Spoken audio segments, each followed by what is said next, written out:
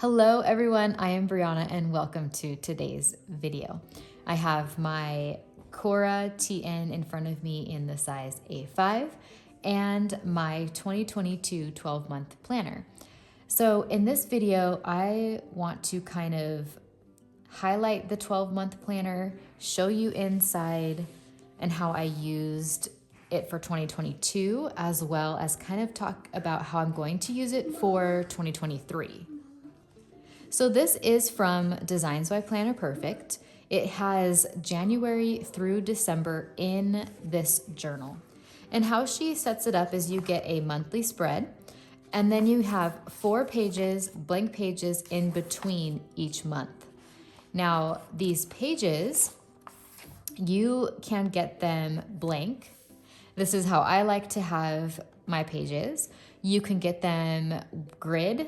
You can get them with the dots, like the dot grid, and then lined. So you have 4 different options for the inside of your planners and your journals, just across everything.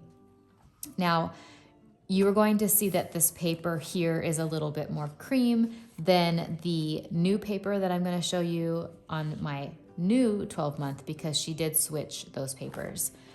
So I'm just going to do a quick flip here.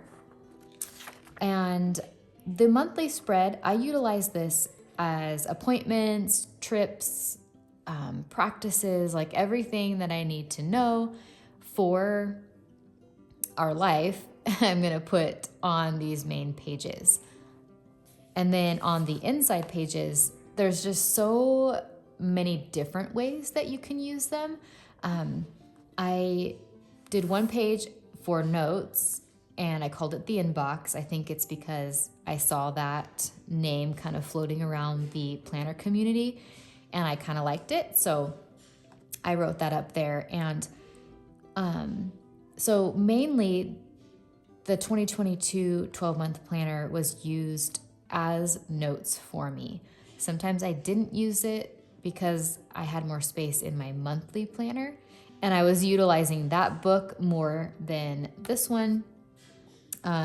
So I was going to put homeschool notes. You can track, your children's sizes and what they're in.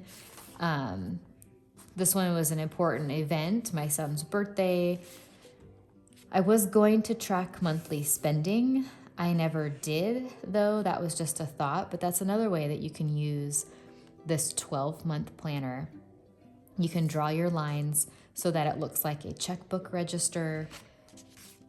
There's just so many different ways you could use this. I mean, you could even print out papers online and paste them in. So it can also be your yearly goals. Like in the back, you can have like the goals that you want to have, and then each month break it down.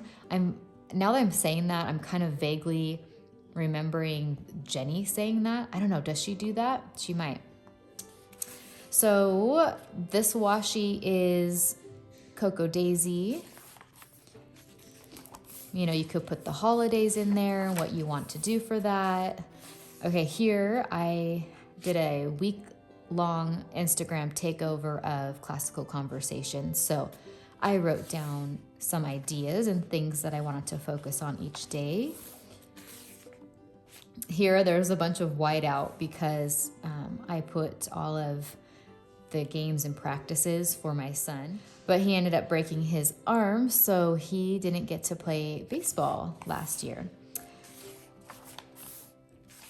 Okay, schedule. You could create your routines on these pages.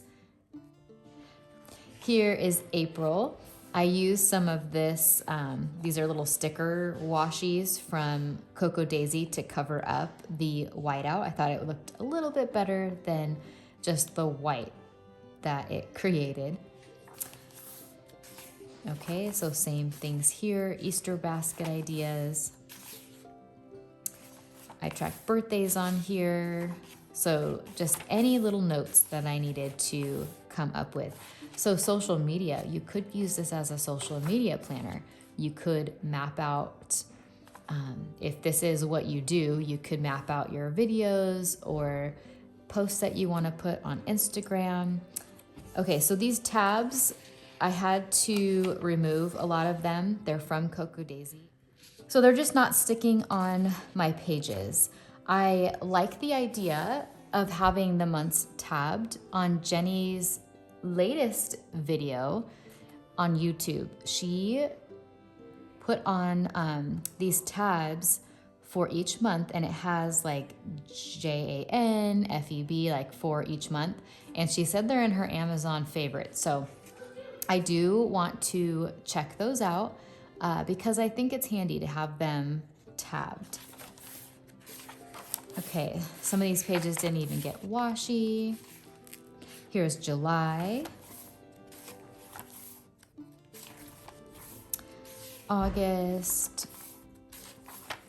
So I think I have been, so July, August, September, I think I really utilized my planner pages, and that's why these are blank. So I did want to mention that these date stickers are Coco Daisy, and specifically these round ones, I believe, are in the classified planner edition. I'll have to verify that, but I think that's where I found those. Now, December, I did like how I set this up. So I started with our traditions and what we do, and then I wanted to have a place to write the ornaments that I was getting the kids, the things that we wanted to make sure that we did during the season, and then the jammies. And then each kid, I put ideas for gifts. And then Christmas Day, what we wanted to do in the morning, and then kind of what's going to happen until guests arrive, and then our menu. And then in the back here, I didn't utilize this as much as I wanted to, or how I wanted to. I was gonna write all of the books I was going to read this year, and then just kind of fill out some more of this, and I just didn't, maybe because it was in the back, but I never really looked at it. So after I set it up, that was it. Okay, this is what the back of the planner looks like. I know that it's helpful to see the back side. It's kind of like this. To me, it looks like a Dalmatian print. Well, that was the wide. Now let me pull out my 2023 12-month planner. So with my 2023 planner, I decided to go with this tree, mainly because I love fall, I love the colors of it, and there's enough like blue and just different colors that will go with each month. So as we flip through, I am going to utilize this monthly spread the same way that I did last year. It's going to have our appointments, any practices, out of town vacations, but then I'm also adding books, like audiobooks that we read for the month.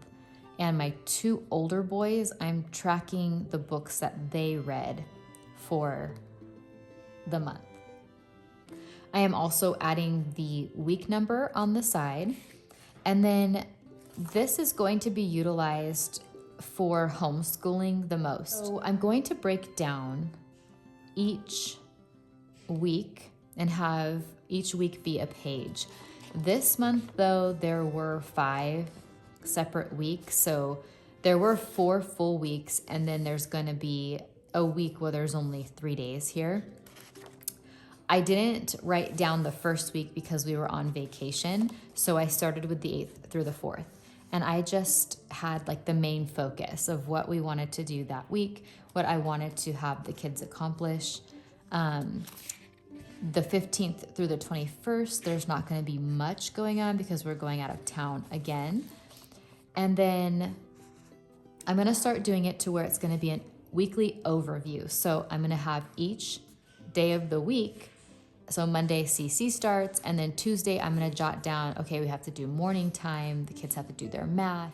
I wanna focus on Science Tuesdays and Thursdays. On Wednesdays and Fridays, I want to focus on history. We're going to be reading this book or listening to this book, just kind of the overview of it. And I will kind of continue that throughout each month until I figure out a different way to use them. I feel like these pages are going to constantly kind of change and just work how I need them to work that month. So again, I'm putting practices and CC information. So I went ahead and marked all the birthdays for the months. Now I'm not actually going to be decorating these with washi and stickers because I want to wait for the theme to come out. But I did want to actually get some of the main things that are already planned on the pages. So then if we turn to the back, I went ahead and cut out the attendance record from the Plum Paper Homeschool Planner. I need to keep attendance records here in my state. So I was already utilizing it, so I didn't want to go and search for something else. So I added washi and then just some paper here on the bottom. I mean, it's not perfect, but it adds color and it'll work for this year. So I also pasted in a checklist. I am tracking the kids, my 2 older boys, their math lessons, marking them off as they complete them. So I definitely wanted that in there. And then on the page behind here, I can't show you, but I have all of our passwords that we need to remember for different sites. My plan though for December, so there are going to be